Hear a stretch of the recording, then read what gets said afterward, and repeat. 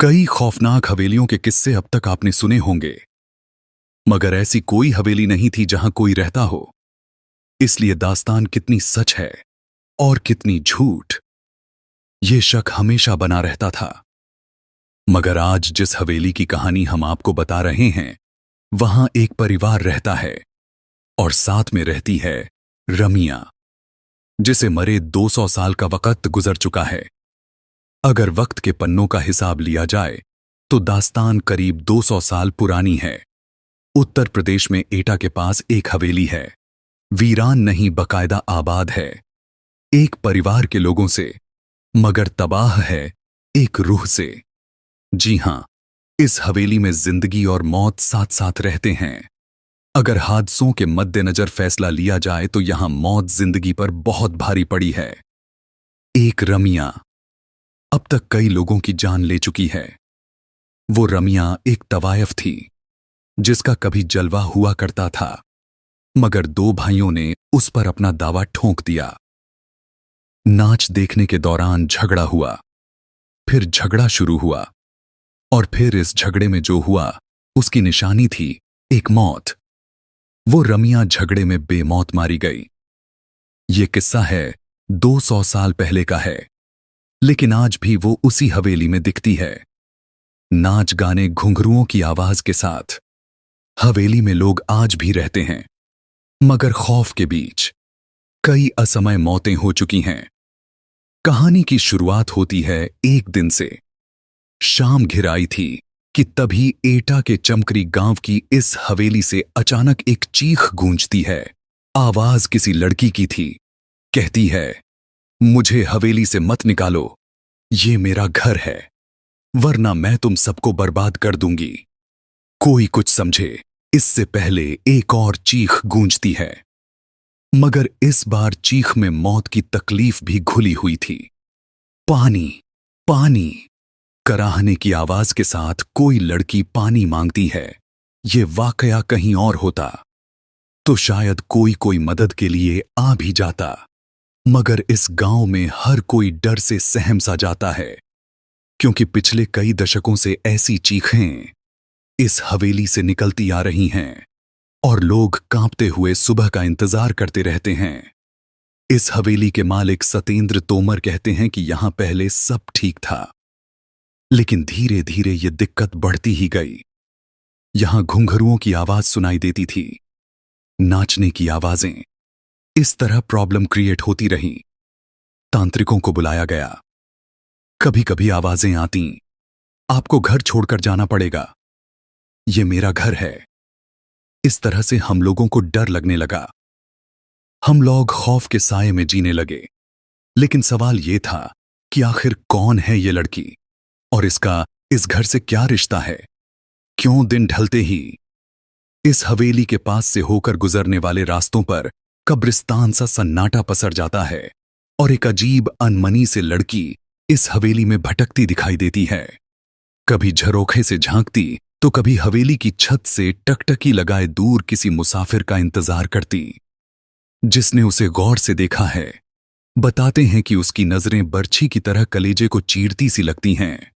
मगर कभी इन्हीं नजरों के दीवाने थे लोग। वो जहां खड़ी होती थी उसी के आसपास खड़े होकर लोग उसका दीदार करना चाहते थे। जिस घर में वो रहती थी उसकी खिड़की पर लोगों की नजरें टकटकी लगाए रहती हैं। इंतजार करते थे लोग कि कब खिड़की खुले और उसका दीदार हो। ऐसा जलवा था रमिया का। इस हवेली के आसपास रहने वाले बुजुर्ग बताते हैं कि इस हवेली में से एक खूबसूरत सी लड़की निकलती थी, जिसे वो जब पकड़ने की कोशिश करते वो बिल्ली बन जाती थी। आज इस कोठी में जिंदगी और मौत दोनों का बसेरा है। दूसरी हवेलियों की तरह ये खाली नहीं है। यहां गुजरे दौर की तवायफ रमिया की रूह भी रहती है और इस कोठी के मालिकान भी। मगर मौत के साए में लगातार सांस लेती इन जिंदगियों पर क्या गुजरती है, ये बताने के लिए काफी है कई लोगों की मौत होना, क्योंकि इस हवेली ने अब तक कई अपनों को खो दिया है। हद तो ये है कि इस हवेली के बच्चे भी शैतानी करने या चहकने से पहले सोचने लगे हैं। इस हवेली में आज जितनी भी जिंदगियां बाकी बची हैं, उनके चेहरों पर जिंदगी का कोई नामो निशान नजर नहीं आता। एक खूबसूरत मगर खौफनाक चेहरा उन्हें लगातार नजर आता है, एकटक घूरता हुआ, शायद ये पूछता हुआ कि इतने लोगों की मौत के बाद भी क्या हिम्मत बाकी है यहां रहने की। मगर रमिया आखिर क्यों इत्काम की आग में झुलस रही है? क्यों उसे मासूम बच्चों पर भी तरस नहीं आता? क्या हुआ था उसके साथ? आखिर कौन थी रमिया बाई? रमिया बाई, उसकी पायल जब छनकती थी तो लोग दीवाने हो जाया करते थे। हर हवेली का मालिक ये सपना पाला करता था कि एक दिन ये घुंघरू सिर्फ उनके लिए खनकेंगे। बात करीब 200 साल पुरानी है, जब रमिया इसी हवेली में मुजरा किया करती थीं। रमिया के दीवानों की फहरिस्त में इसी इलाके के 2 सगे भाइयों का नाम भी शुमार हुआ करता था, जो तकरीबन हर शाम उसी के पास गुजारा करते थे। मगर रमिया उस बला का नाम था जिसकी खूबसूरती और हुनर के आगे क्या रिश्ते और क्या नाते पल भर में बिखर जाते थे। और यही हुआ उन दोनों भाइयों के साथ भी। रमिया को लेकर दोनों इस कदर जज्बाती हुए कि एक दूसरे की ही जान के दुश्मन बन गए। और जब रमिया ने बेकाबू हालात काबू में करने की कोशिश की तो गुस्से से लहराता एक खंजर रमिया के ही शरीर में उतर गया। दरअसल ये कहा जाता है कि दोनों भाइयों की लड़ाई में रमिया बीच बचाव करने आ गई थी। वो चाहती थी कि दोनों में खून खराबा ना हो, लेकिन हुआ इसके ठीक उलट। खून तो हुआ, लेकिन उन 2 भाइयों में से नहीं, बल्कि रमिया का, जिसका कोई कसूर नहीं था। अगर कोई कसूर था तो वो उसकी खूबसूरती की, कसूर था तो उसकी दीवानगी, और कसूर था कि उसकी मचकती कमर और बलखाती चाल की, जिस पर वहां से 7 कोस दूर तक वाले भी खींचे चले आते थे। लेकिन आज उसी खूबसूरती पर 2 भाई ऐसे टूटे कि आपस में ही भीड़ गए और खंजर रमिया के सीने में घुस गया। वो खंजर बहुत गहरा जख्म छोड़ गया था। जिंदगी की सांसें उसकी टूटी हुई पायल के घुंघरुओं की तरह बिखरती जा रही थीं। मौत दस्तक दे चुकी थी। और फिर रमिया के साथ ही नाच गाना मस्ती ठिठोली सब कुछ खत्म हो गया था उसकी मौत के साथ ही। और ये मौत इस हवेली पर बहुत भारी पड़ी। वक्त बीतता गया, मगर उसकी यादें कभी धुंधली नहीं पड़ीं। पड़ती भी कैसे, क्योंकि रमिया ने तो इस हवेली को छोड़ा ही नहीं था। वो आज भी लोगों को नजर आती है, मगर गाती गुनगुनाती नहीं, बदहवास घूमती हुई, याद करती हुई उन सुनहरे दिनों की, जब एक महफिल उठती नहीं कि दूसरी सजाने को बेताब लोग वहां पहुंच जाते। फर्क सिर्फ इतना है कि 200 साल पहले इस हवेली से निकला हर कदम मस्ती से झूमता हुआ निकलता था, मगर आज यहां से लाशें निकलती हैं। इस बारे में हवेली मालिक सतेंद्र तोमर बताते हैं कि मेरी मां को एक दिन साया दिखाई दिया था। इसके बाद उनकी मौत हो गई थी। इस तरह रमिया का प्रकोप हमारी हवेली पर हमेशा खौफना साये की तरह पड़ता गया है। एक एक कर मेरे 3 बच्चे, फिर मेरी पत्नी की भी जान जा चुकी है। हालांकि अब इस हवेली को बचाने की जिम्मेदारी सतेंद्र पर ही है।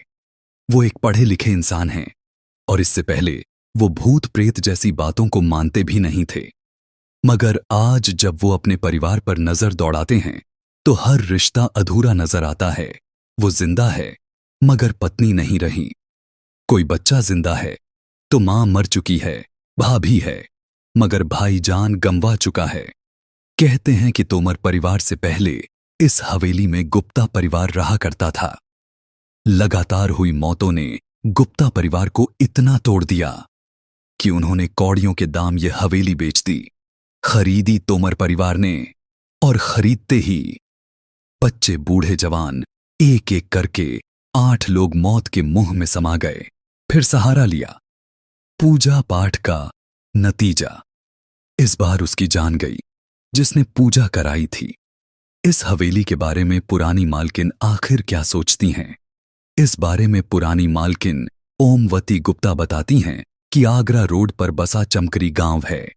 वक्त के पलों को बुनते बुनते आज तकरीबन 200 साल गुजार चुका है, लेकिन उस हादसे के बाद यहां कुछ नया नहीं हुआ, सिवाय रमिया की दास्तान के, जो यहां के ताने बाने में बुन सी गई है।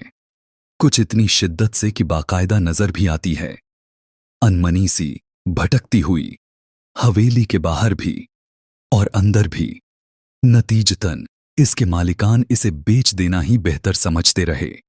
यही वजह है कि आज इस हवेली में किसी के चेहरे पर रौनक नहीं नजर आती। बच्चे गुमसुम से रहते हैं, बड़े जैसे बस जिंदा हो। घर घर सा नहीं लगता, और लगे भी कैसे, क्योंकि घर ने उन्हें कभी अपनाया ही नहीं। अलबत्ता छीना जरूर उनके तमाम अपनों को।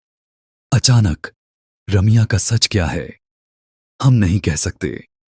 हां, इतना जरूर कह सकते हैं कि यहां रहने वाले दोनों परिवारों में बेहिसाब बेवजह मौतें हुई हैं।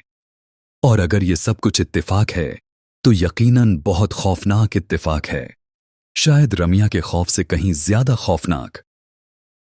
दोस्तों, अगर आपको हमारी ये कहानी अच्छी लगी तो प्लीज हमारे चैनल को सब्सक्राइब और वीडियो को लाइक करें। मिलते हैं अगली वीडियो में।